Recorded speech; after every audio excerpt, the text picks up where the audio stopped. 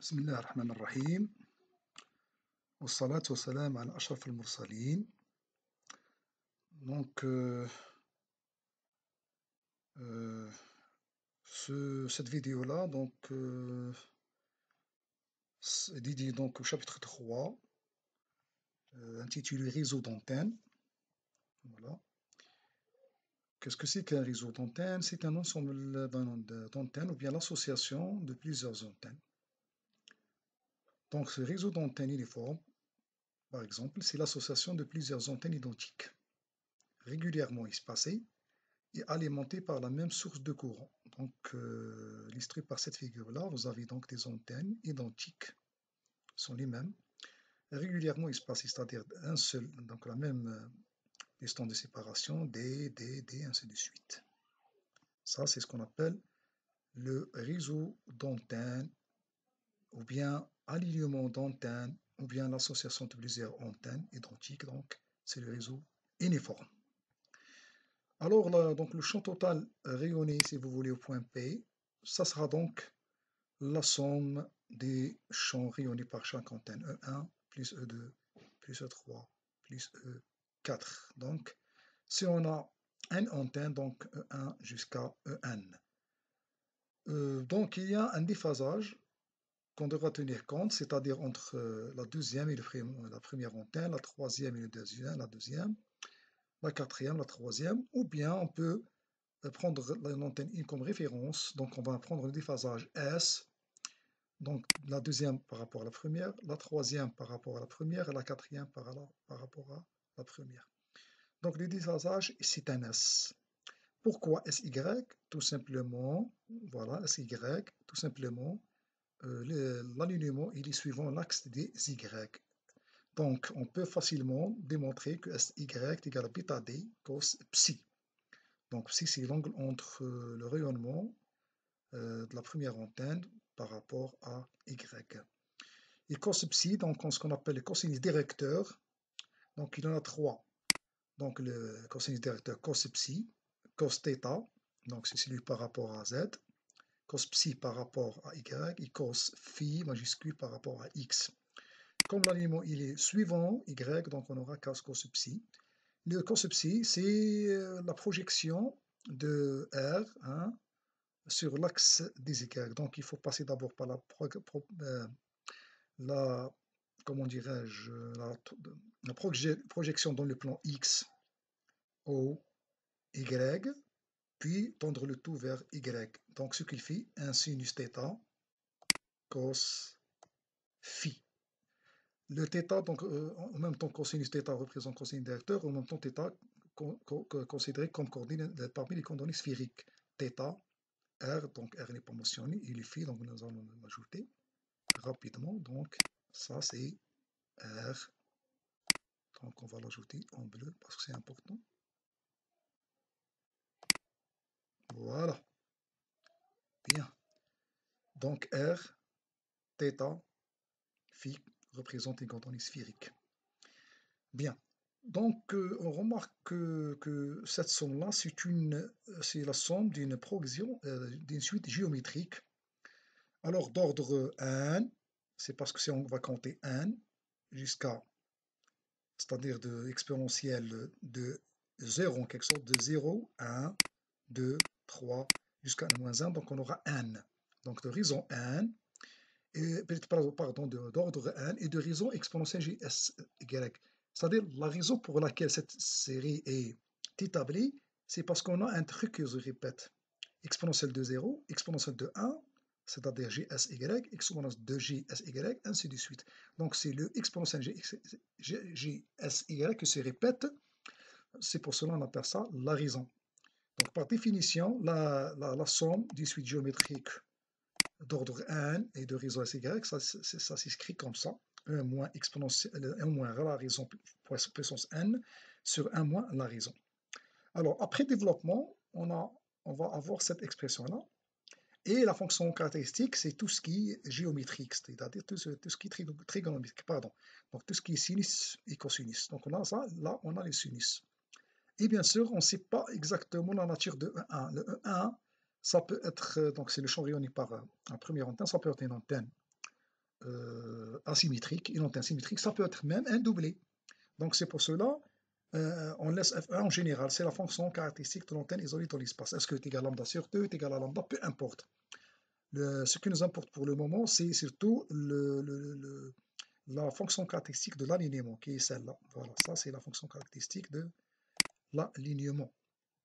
Donc on peut la dessiner comme ça. Ça c'est la fonction caractéristique de l'alignement.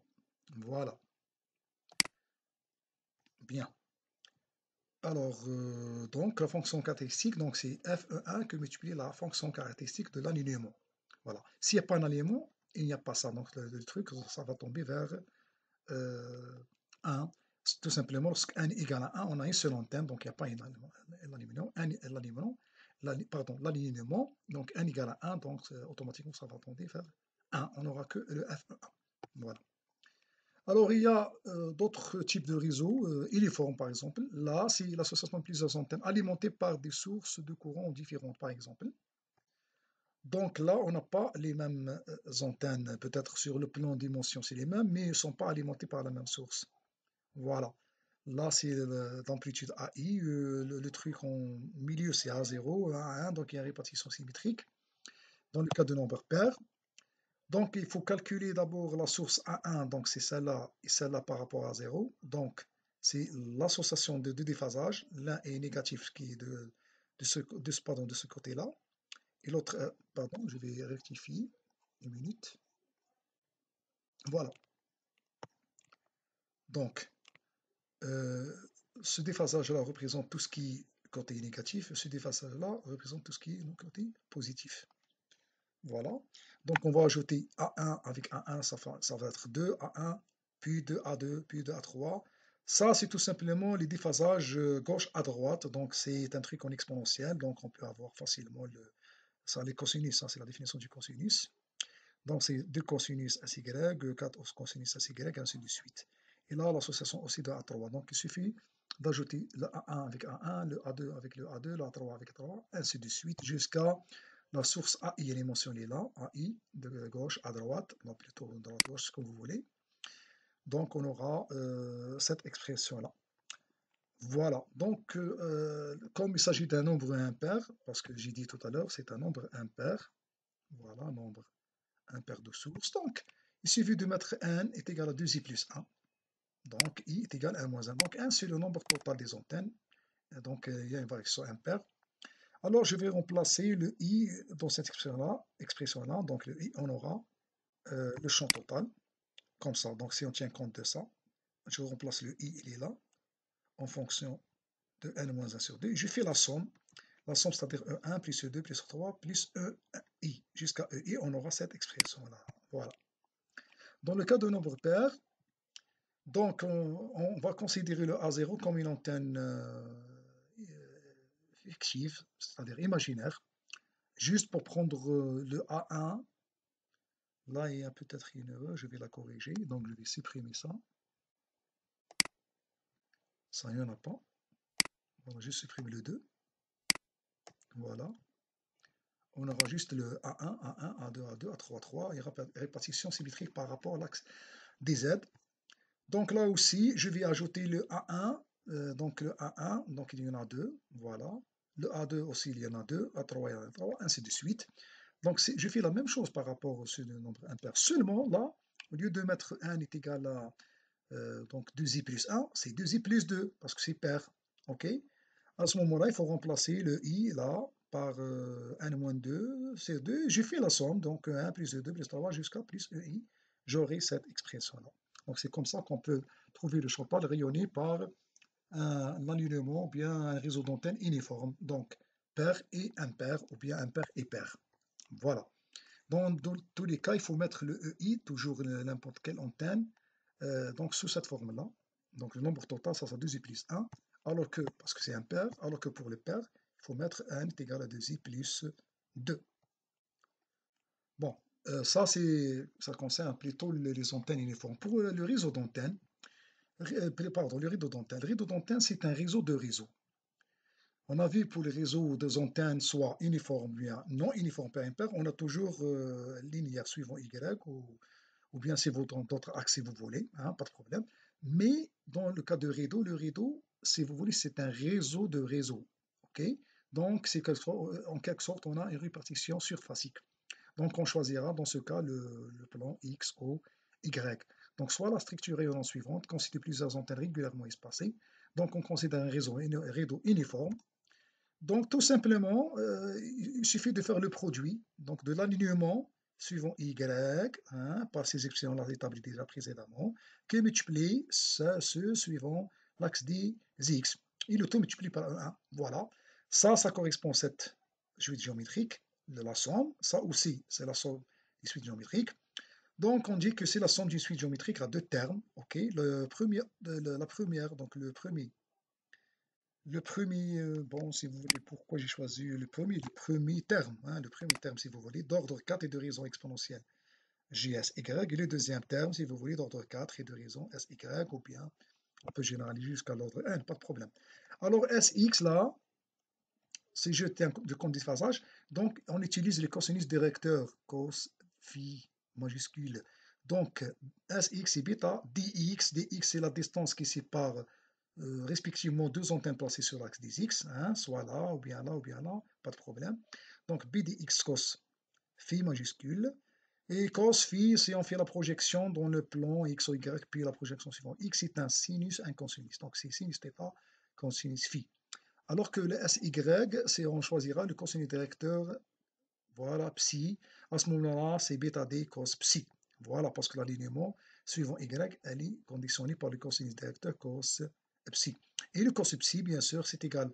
Sinus θ, c'est comme le cos phi, mais là, c'est le cos phi, alors là, c'est le sinus.